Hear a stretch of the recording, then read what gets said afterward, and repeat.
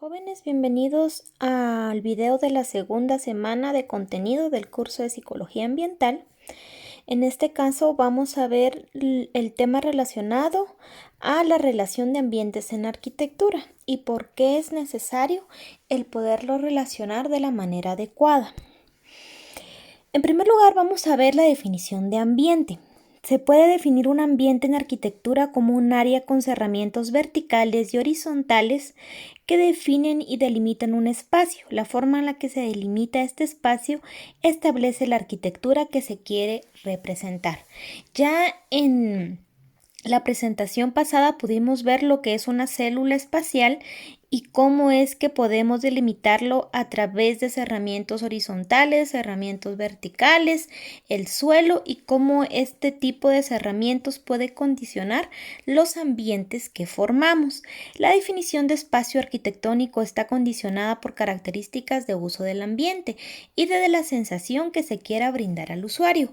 Va a depender de cuál va a ser el uso del ambiente, las funciones que se vayan a realizar dentro de este ambiente para poder definirlo, para poder diseñarlo, decorarlo de manera que el cliente esté satisfecho con la distribución del ambiente. La unión de varios ambientes a través de conectores, como son pasillos o vestíbulos, dan como resultado el diseño final de edificaciones, de edificios.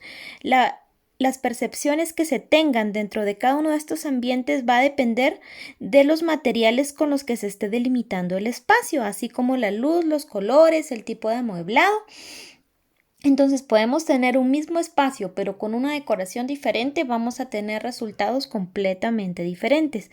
La percepción de confort por parte de las personas va a depender de diferentes características. Por ejemplo, tenemos diferentes culturas, diferente época. La cultura oriental no tiene las mismas tendencias de diseño que las culturas occidentales. Ellos tienden a trabajar espacios más abiertos, cerrados únicamente por algunos muros corredizos. En la parte occidental y principalmente en Guatemala también va a depender mucho del clima. Por ejemplo, las casas que ustedes pueden observar en la costa no son las mismas casas que vamos a ver en tierra fría. Las casas de la costa suelen ser más abiertas, tienen espacios con celosías, tienen corredores amplios. Son casas abiertas. Normalmente en tierra fría las casas suelen ser más cerradas, más compactas, no tan altas, no tienen celosías por lo mismo del viento, más que todo si estamos hablando de espacios como San Marcos Cabecera, ¿verdad? Y si nos vamos al altiplano, pues es mucho menos, porque el frío incrementa. Si nos referimos a la época, pues conforme el paso de los años y el descubrimiento de nuevos materiales, pues se ha cambiado mucho el uso de estos materiales en el diseño. Cada vez tenemos materiales más flexibles, materiales más completos que nos ayudan a poder aislar sonido, poder aislar temperaturas, nos ayudan también a ser amigables con el medio ambiente. Esto va desarrollando con el paso del tiempo. También podemos observar que otro de los factores es el uso del edificio. No va a ser la decoración igual a un edificio tipo hospital que a un centro comercial. La decoración va a estar ad hoc a las actividades que se vayan a desarrollar dentro de este edificio, a experiencias pasadas. Por ejemplo, tenemos el caso de San Marcos y el hecho de que sea una zona muy sísmica ha hecho que las personas tengan mayor precaución, por ejemplo, con el sistema estructural, debido a que muchas casas se cayeron en los sismos de los años pasados. Entonces la gente se volvió más precavida. También pues tenemos la sociedad influye y la proyección de desarrollo. Si nos damos cuenta, si hay un plan de desarrollo, las tendencias de crecimiento van a ir de acuerdo al plan. Si tenemos un plan de ordenamiento territorial, por ejemplo, ya hay definidas zonas escolares, zonas industriales, zona de crecimiento habitacional, zonas económicas. Entonces se tiene un mejor orden del crecimiento y del desarrollo de los edificios y de una sociedad en sí. Como arquitectos es importante saber que el arquitecto que delimita los espacios lo adecua a las necesidades del cliente y de acuerdo a las consideraciones que se tomen en cuenta. Así serán las sensaciones que transmitan al usuario. Entonces ustedes como arquitectos tienen el rol de poder tomar en cuenta cada una de estas características, cada uno de los envolventes que van a conformar nuestra célula espacial para poderle brindar al usuario el mayor confort, un equilibrio económico y, como habíamos visto también en otros cursos, lograr el triángulo de la sostenibilidad, ¿verdad? Que sea económicamente accesible, socialmente aceptable y ambientalmente sostenible. Entonces, a todos los diferentes delimitantes de un espacio se les conoce con el nombre de envolventes y fue lo que vimos en la presentación anterior. Ahora, áreas de distribución de ambientes. Dentro de cualquier edificación, los ambientes se pueden clasificar en 3 áreas generales y estas áreas son bien importantes de delimitar porque nos van a servir para tener una correcta circulación dentro de cualquier edificio y también nos va a ayudar a distribuir de una mejor manera nuestros ambientes. Entonces tenemos el área pública, dentro de una edificación, el área privada y el área de servicio. Entonces estas 3 áreas son las 3 divisiones generales. Luego pues el área pública la podemos dividir entre área semipública, área social, dependiendo del edificio que estemos tratando. El área privada pues puede ser un área privada o un área semiprivada y el área de servicio. Cada una de estas las vamos a ver a detalle en el transcurso de la presentación. Definir qué ambiente se encuentra dentro de cada una de estas áreas puede garantizar el éxito de la distribución de circulación de un diseño arquitectónico. Muchas veces como arquitectos tenemos diferentes habilidades. Hay algunos que tienen habilidades para la abstracción, hay otros que tienen habilidades para la volumetría, para las fachadas, otros tienen habilidad para la distribución de ambientes, con una buena circulación, piensan en todo, lo adaptan perfectamente, hacen que todo calce, pero para poder lograr esto, entonces debemos de comprender a la perfección cómo es que funcionan estas áreas y cómo debemos conectarlas de manera correcta. Por ejemplo, empecemos con el área pública. El área pública comprende los lugares donde cualquier tipo de usuario tiene acceso y es diseñada justo para esta función. Va a depender del tipo de edificación el diseño de la misma. Entonces, ¿cuál es el área pública para los siguientes edificios? Entonces, vamos a ver. El área pública va a depender del tipo de edificación que estemos trabajando, pero siempre va a ser el área que esté disponible para todo público, para todo visitante, para todo usuario. Esto va a depender claramente de las funciones que se vayan a realizar dentro de la edificación. Por ejemplo, si tenemos una vivienda unifamiliar, ¿cuál sería el área pública de nuestra vivienda? ¿Cuál creen ustedes? Por ejemplo, tenemos la sala. La sala es un área pública porque es donde vamos a recibir a nuestras visitas. También el parqueo, el área de aparcamiento, hasta cierto punto, ¿verdad? Si la tenemos enfrente de nuestra casa va a ser un área pública. Si la tenemos a un costado y tipo garage va a ser como área de servicio. Entonces va a depender dónde la coloquen dentro de la vivienda y el sentido, el diseño que le quieran dar ustedes a la vivienda. Dentro de otro tipo de edificación tenemos los restaurantes. Las áreas públicas dentro de los restaurantes podrían ser las áreas de comensales, pueden ser también los servicios sanitarios, las áreas verdes, los jardines, áreas de circulación, áreas de aparcamiento, porque van a ser áreas donde todos los que van a llegar al restaurante a recibir un servicio, tanto clientes como personal, pueden acceder a este tipo de áreas y están inmediatas, son las que más vista van a tener, son las áreas más visibles, son las áreas a las que mayor atención se les debe de prestar porque son las que deben de proyectar lo que en esencia el edificio quiere dar a conocer. Además, pues son las áreas que van a estar a la vista del público, entonces son las áreas que mejor se deben de tratar. No con esto se quiere decir que las demás áreas no se trabajen, pero por lo menos sí hay que hacer énfasis en estas áreas, ¿verdad? Porque es como que a donde va a entrar toda la gente y el impacto visual que van a tener estas áreas, porque va a ser lo primero que vamos a ver. Obviamente, al ser áreas públicas, van a ser inmediatas al ingreso, porque no podemos ingresar por un área privada, porque no todas las personas pueden ingresar por el área privada. Entonces, obviamente, los lobbies, por ejemplo, en los hoteles o espacios, las plazas son áreas públicas, porque son áreas de ingreso a otros tipos de áreas. Luego, por ejemplo, en los bancos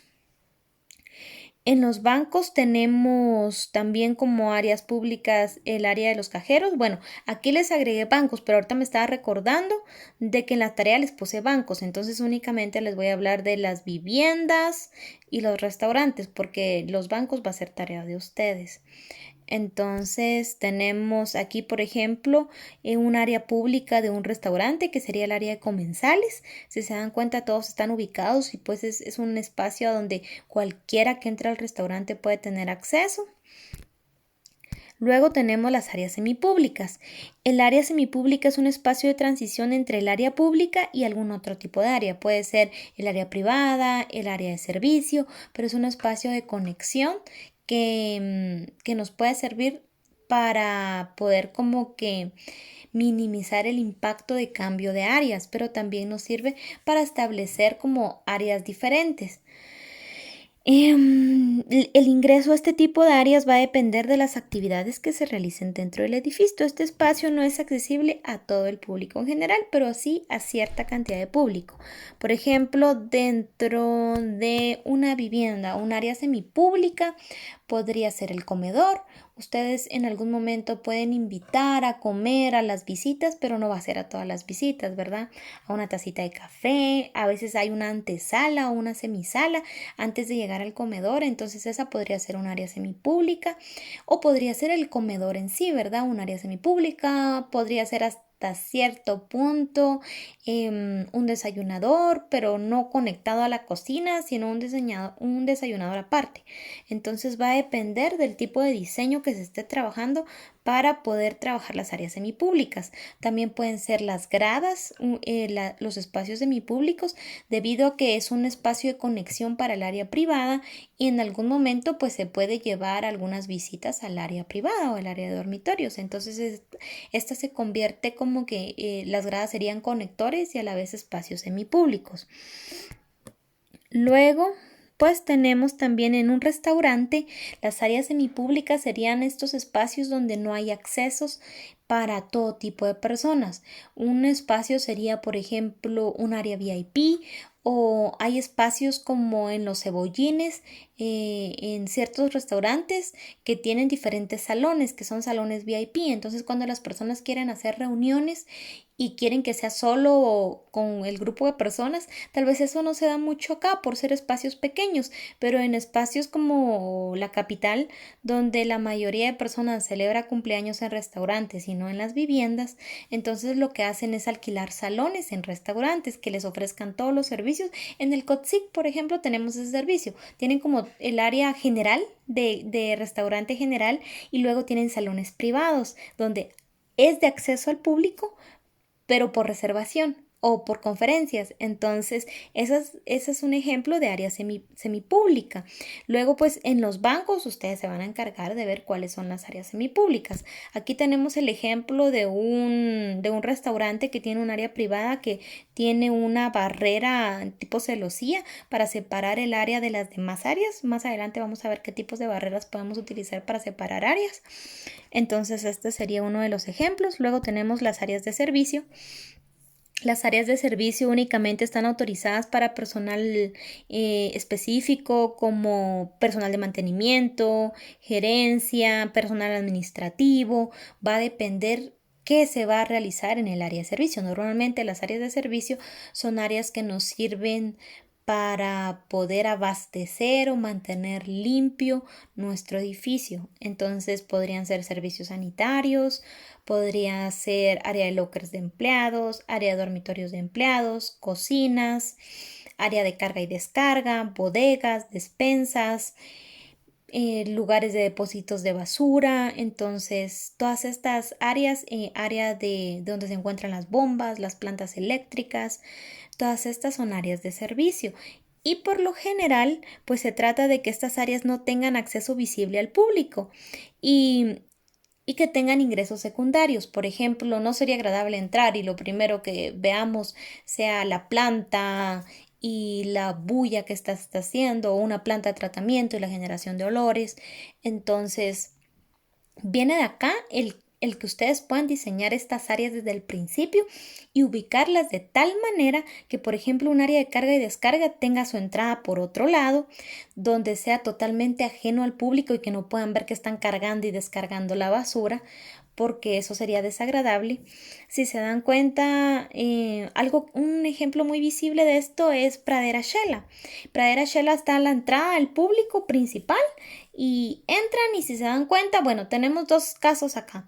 Tenemos que en el área de parqueo tenemos la planta de tratamiento y luego empezaron a tratar de ponerle barreras para evitar olores, para evitar la visual, porque no previeron el poder diseñar esta área de una manera adecuada. Luego, con respecto a lo de carga y descarga, podemos también observar de que está sobre la calle, pero está totalmente a un costado. Entonces, cuando recogen la basura, ni siquiera se ve dentro del centro comercial, sino que es sobre la calle, donde ellos se parquean para poder cargar toda la basura. Entonces, pues no es precisamente lo ideal, pero está apartado de la visual del público que está dentro del centro comercial. Las personas de la calle obviamente se van a dar cuenta, pero alejado del centro comercial. Entonces, por ejemplo, dentro de una vivienda, el área de servicio sería el patio, donde van a tender ropa, el área de lavandería, el dormitorio de servicio, la cocina. ¿Qué más tenemos? El garage podría ser también dentro del área de servicio, los servicios sanitarios. Entonces, esto podríamos encontrarlo dentro de una vivienda. En un restaurante, las áreas de servicio serían las despensas, carga y descarga, cocina, área de lavandería, área de empleados, comedor de empleados, podría ser hasta cierto punto, ¿verdad? Entonces va a depender de la complejidad del programa de necesidades, de los diferentes ambientes que vaya a tener el edificio y pues luego en el banco ya van viendo ustedes. Aquí, por ejemplo, les coloqué la imagen de una cocina que estaría dentro del área de servicio. Principalmente esta debería tener salida al área de comensales y salida por otro lado, ¿verdad? Por el lado de servicio, por un pasillo de servicio, donde los empleados puedan entrar sin que sean vistos por el frente. Esa sería una distribución ideal. Y lo que ustedes deben de tratar de hacer siempre y cuando se tengan los espacios disponibles. Si no, pues tratarlo de hacer de la mejor manera para evitar las visuales directas a este tipo de áreas. A menos que sea un tipo comida china donde le preparan, hay diferentes como cocinas en medio del área de comensales y ahí mismo les preparan la comida, pero esa es una temática totalmente diferente. Pero de lo contrario, pues siempre están aparte. Luego tenemos las áreas privadas. Estas áreas solo están autorizadas para personal administrativo o personal de mantenimiento. En algunos casos solo para gerentes o encargados de cierto tipo de maquinaria e información. Por ejemplo, esta área privada se maneja en diferentes tipos de edificios. El área privada debe de estar lo más separada posible del área pública. Por lo general debe de existir un espacio de transición entre ambas áreas, evitando el contacto directo entre ellas. Por ejemplo, en una vivienda, dentro de las áreas privadas tenemos los dormitorios.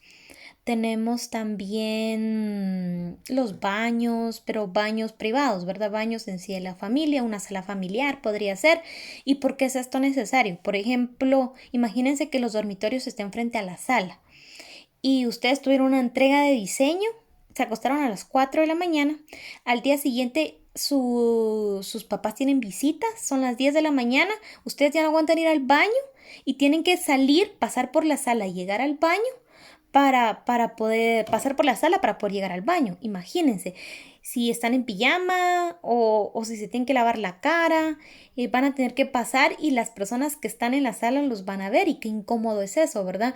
Entonces, por esa misma razón es que se separa el área privada del área pública, porque dentro de una vivienda uno necesita tener su privacidad y pues se debería de poder salir sin ningún problema del dormitorio, ir a un servicio sanitario y luego poder llegar a la sala y uno poder realizar sus actividades dentro o fuera, ¿verdad? O todo lo contrario, si tomaron una ducha y ustedes acostumbran a cambiarse en el dormitorio, tienen que pasar por la sala con la toalla, con la bata, qué incomodidad sería poder realizar una actividad de esa manera. Entonces, por lo mismo es que el área privada necesita áreas como subprivadas o semipúblicas o lugares de conexión como pasillos o espacios entre espacios que permitan la privacidad en estos ambientes.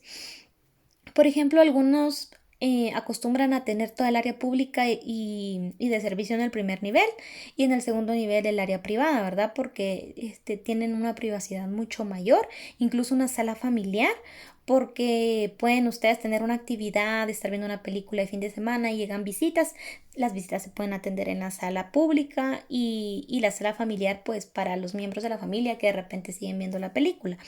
Entonces estas áreas son bien importantes de manejar y de saberlas ubicar de manera correcta dentro de un diseño. Entonces la correcta distribución de estas áreas nos va a garantizar el buen funcionamiento, el evitar el cruce de circulaciones y que los clientes se sientan satisfechos circulando dentro de un espacio donde se respete la privacidad, donde el área pública tenga jerarquía, donde el área de servicio no tenga una visual directa y así evitar poder ver cosas que de repente son incómodas.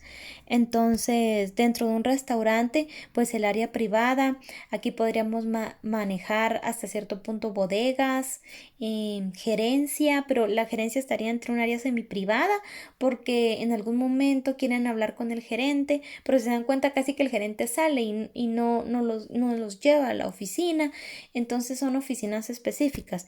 Dentro de un banco, pues aquí sí les voy a dar el ejemplo porque es la imagen que traigo, están las bodegas de los bancos. Las bodegas de los bancos son áreas muy privadas y antes de poder llegar a las bodegas se pasa como por 3 filtros y solo personas específicas tienen las llaves de las bodegas, no todos los empleados de los bancos la van a tener, normalmente es el gerente y las abren en horarios estipulados.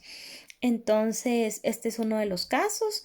Hay lugares también en los bancos, por ejemplo, de carga y descarga del dinero, donde dentro del mismo parqueo tienen espacios blindados donde solo pueden entrar este tipo de carros para cargar y descargar el dinero. Entonces, son como puntos que se tienen que tomar en cuenta para poder realizar este tipo de diseño, porque imagínense que lo hagan al aire libre, así, sin ningún problema, en algún momento pues pueden llegar delincuentes, ¿verdad? Y robar o algo por el estilo. Entonces, siempre cuando son ya cantidades grandes de dinero, ellos suelen guardar sus precauciones y aislar el área, ¿verdad? Que no esté a la vista del público, porque imagínense, está a la vista del público y ellos pueden controlar con facilidad a qué hora llegan, cómo los descargan, cuántos policías hay, o por ejemplo, el cuarto de control. El cuarto de control es un área privada, donde no cualquiera puede llegar en cualquier momento y decir, ay, sí, vamos a ver las cámaras. No, sino que eso es un área que debe de estar bien restringida para el público en general. Luego pues tenemos qué tipos de separaciones podemos utilizar para dividir las áreas.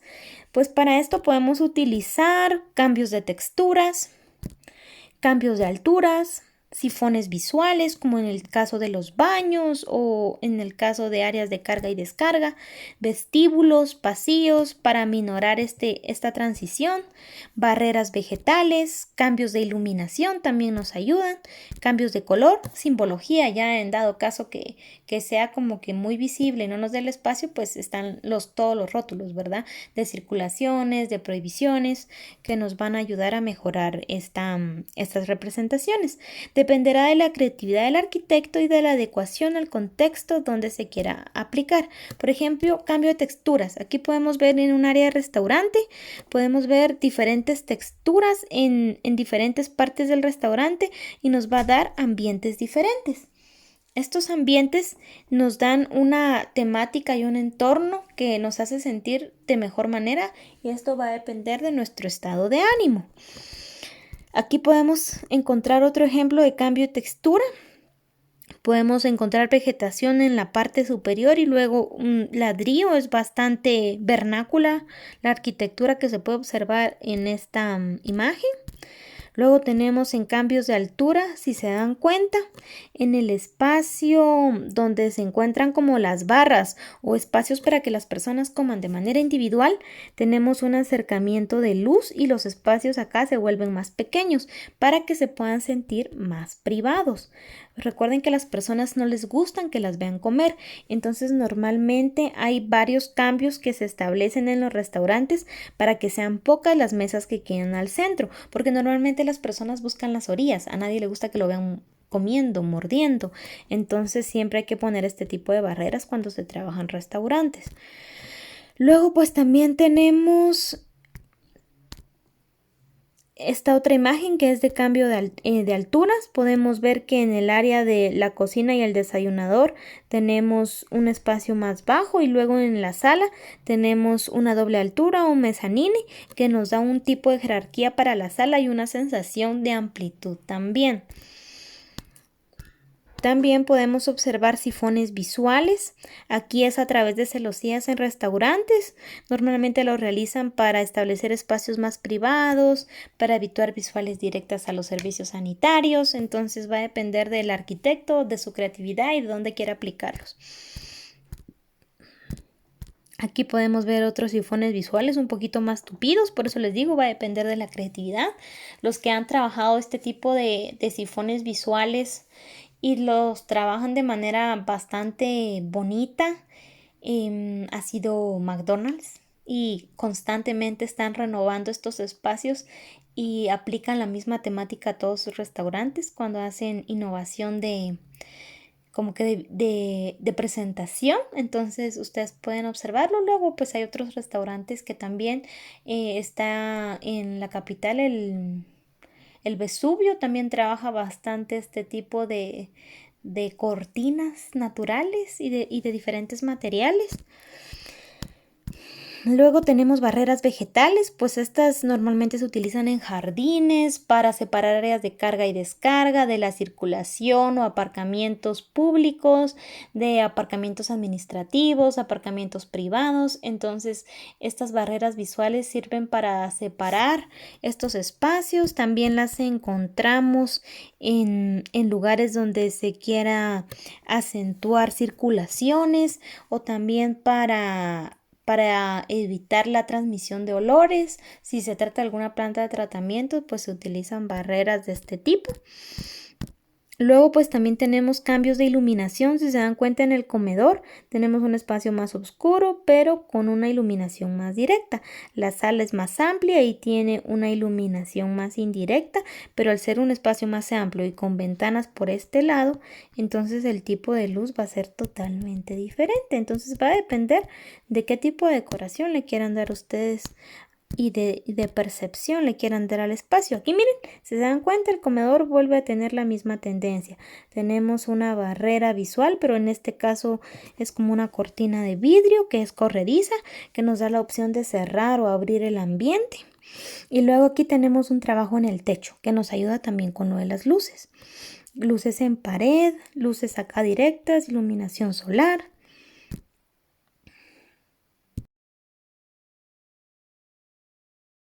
Luego acá tenemos también cambios de iluminación en un restaurante. Si se dan cuenta, la iluminación en mesas más amplias es diferente. Tenemos un espacio con cambio de alturas también. Aquí para las mesas individuales, pues el tipo de luz nos genera un tipo de cercanía o un tipo de confort totalmente diferente. Tenemos acá otro ejemplo con cambios de color. Entonces, si se dan cuenta, aquí tenemos una barrera también, pero aquí lo trabajaron con botellas. Entonces va a depender de la creatividad. La luz la tienen como los focos que se están manejando. Si se dan cuenta, aquí tienen un espacio totalmente separado que tiene cambio de textura, cambio de color al fondo. El tipo de lámpara es más directa. Entonces va a depender de la sensación, ¿verdad? Y de cuántas personas estén yendo a comer a estos restaurantes. Luego tenemos cambio de color. Pues el color lo pueden cambiar en habitaciones, pueden hacer mezclas de colores, pueden agregar siluetas, algún tipo de dibujos, decoraciones tipo adhesivo. Entonces, todo esto va a depender de la percepción que ustedes quieran generar en el usuario. Luego, pues finalmente tenemos lo que es la simbología. Aquí tenemos 3 tipos de simbología diferentes. ¿Qué era lo que mencionamos al principio? Si ya no se puede trabajar a través de barreras, pues ya vienen las simbologías directas de solo personal autorizado, área restringida, pero pues adicional a esto podemos trabajar barreras como más arquitectónicas, ¿verdad? Sin que sea algo tan directo y nos ayuda a ganar una belleza visual. Aquí tenemos otro ejemplo, este es un loft y de la importancia de la separación de las áreas. Entonces es importante separar los ambientes de acuerdo a las áreas para que el flujo de circulación sea adecuado, que no exista cruce de circulaciones y que las personas se puedan sentir cómodas en los ambientes. Si es un estudio, es semi-privado, van a entrar solo algunas personas. Quiero que sea un espacio silencioso, un espacio donde no haya bulla, un espacio donde tenga la iluminación adecuada para que a mí me den ganas de trabajar, porque si va a ser un espacio oscuro, pues puede que me den ganas de dormir en vez de trabajar. Ustedes tienen que jugar mucho con la arquitectura de los clientes, con la psicología, para saber cómo se van a sentir ellos más cómodos, y eso va a depender de muchas características, incluyendo la cultura y cómo se han desarrollado ellos a través de su vida. Entonces, como arquitectos es importante cuidar cada detalle de la comodidad del cliente, tanto de accesibilidad como de las visuales que se manejan, así como la invasión de la privacidad por una mala distribución de ambientes. Entonces, luego está la tarea. Ustedes deben de realizar una separación de ambientes por áreas. Tienen que establecer áreas públicas, semipúblicas, privadas y de servicio de edificios. En este caso yo les dejé 2, de un banco y de un centro comercial. Entonces deben como que de buscar un programa de necesidades, o si no lo buscan, establecerlo, investigar uno para banco y para centro comercial. Y luego lo deben de separar por áreas. Entonces, para que sea más fácil, tienen que trabajar un diagrama de dibujo de burbujas. Ya que ustedes tengan su programa de necesidades, pues deben de trabajar 2 diagramas de dibujos, de burbujas, donde establezcan cómo distribuirían ustedes los ambientes en planta de este programa de necesidades. Para que sea más fácil, pueden colocarle color a cada una de las áreas. Yo acá les voy a dejar un ejemplo más o menos de cómo lo deben de hacer. Es una presentación así, algo rápida del ejemplo, entonces ustedes lo pueden detallar mucho más, colocarle puertas o donde van a haber muros, donde van a haber ventanas. Además, deben de justificar por qué han colocado cada uno de los ambientes en el área que eligieron. Por ejemplo, si ustedes colocaron baños en servicio, ¿por qué? ¿Por qué colocaron esos ambientes en servicio? ¿Por qué colocaron esos ambientes en área privada? ¿Por qué creen que tienen que estar aislados? Entonces, justificarlo. Y además, pues deben de adjuntar imágenes de más o menos cómo se vería. Las imágenes las pueden jalar de internet. O sea, ustedes hacen su distribución y buscan algo que esté parecido a la distribución que ustedes estén haciendo. No tiene que ser de todo, de algunas áreas en específica. Podría ser las áreas públicas, algunas áreas de servicio. Y por ejemplo, aquí les planteo un ejemplo. Aquí tenemos áreas públicas, está el garage, la sala que tiene una doble altura, el comedor sería un área semipública, la cocina y el patio serían áreas de servicio y las gradas áreas semipúblicas. Entonces, esta es una vivienda en un primer nivel, por ejemplo.